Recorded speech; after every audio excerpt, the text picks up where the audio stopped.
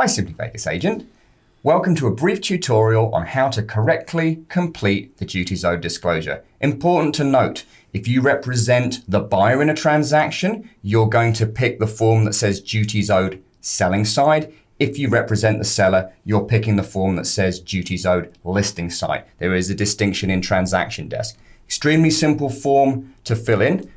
Basically going through line by line, we look at the licensee in the real estate transaction. Obviously, that's your name or your name as it appears on your license. Your license number is going in the box below that, followed by your client's name. If you represent a trust or an LLC, it is important to have the full name of the trust or the LLC, followed by your client, however they appear in that, whether it's trustee, manager, managing member, etc.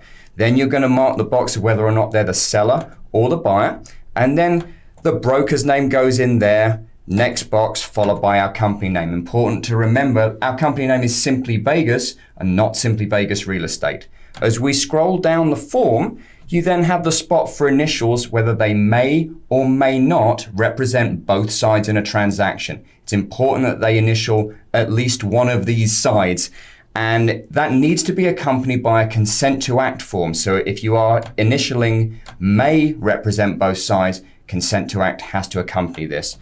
We then go down to the signature portion. Obviously, if you're representing a seller, their full name or the name of the trust or LLC goes in there, followed by the date and the time. The time is imperative on this form. This is the very first form that you need to give to your client, whether they be a buyer or a seller. And if we ever get audited on a file, it's extremely important to prove that this was the first form that they received. If you're using DocuSign or FenderSign, there is the timestamp feature on either of those programs, so make sure it gets timestamped. And when you set it up in a DocuSign, it's the very, very first form that the client receives. There is an additional box on this, which is the supplemental list of licensees in the transaction.